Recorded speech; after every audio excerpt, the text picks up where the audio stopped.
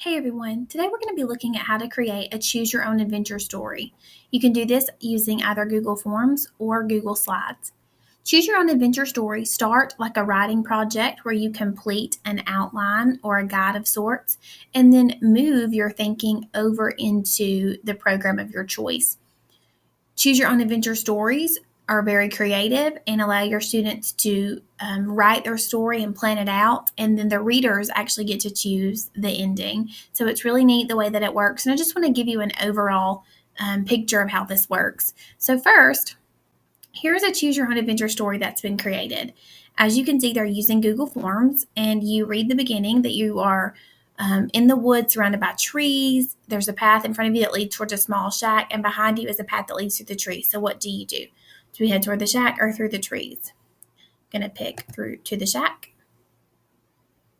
So based on that answer, I go to another question. You walk down the path toward the shack and hear a sound inside. What do? Do you knock on the door or return to the path through the trees? I'm going to knock. Now I go to a new one. You knock, the sound stops, you wait, you call it hello, and before you have time to regret this decision, a man opens the door. What do? So you choose your answer, and then it will give you a response based on your answer choice. So once again, you just keep reading and answering the choices that would fit for you. And so you're getting to create the story as you go. Another option with this is to use Google Slides. This is one that was created by Rhonda, and she entitled hers The Knight and the Troll. So I'm going through the slides and I see some of the same kind of text that once upon a time there was a brave knight. This happens. We click the arrow again. Now we get to choose.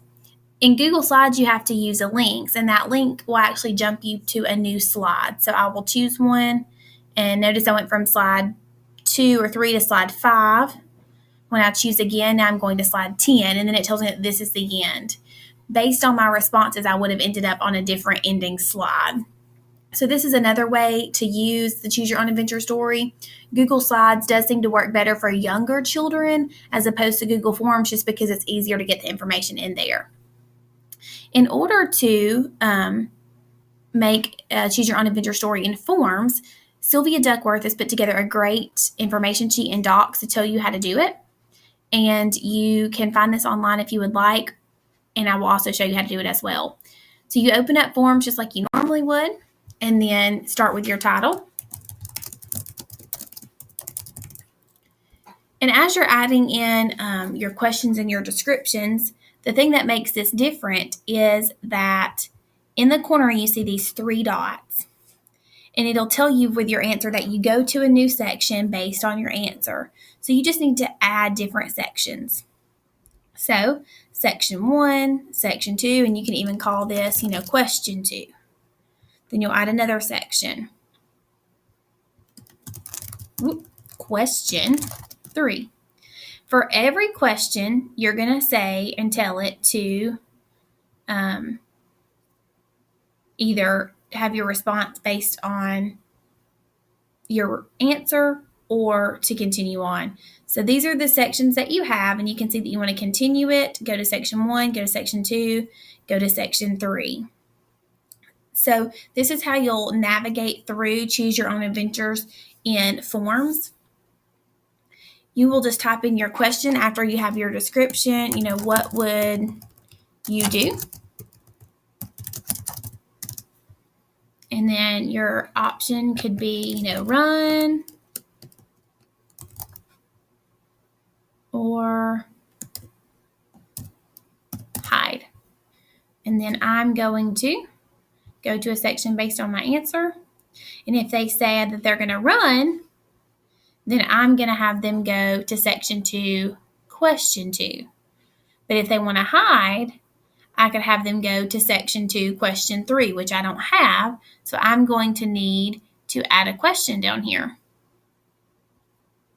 So now in section 2, I'll have 2 questions, and that will make the difference in your form adventure story.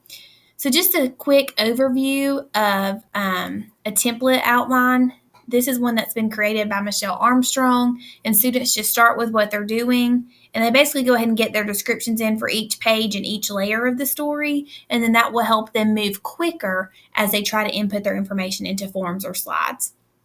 As I mentioned before, slides is a little easier after you teach your students how to link.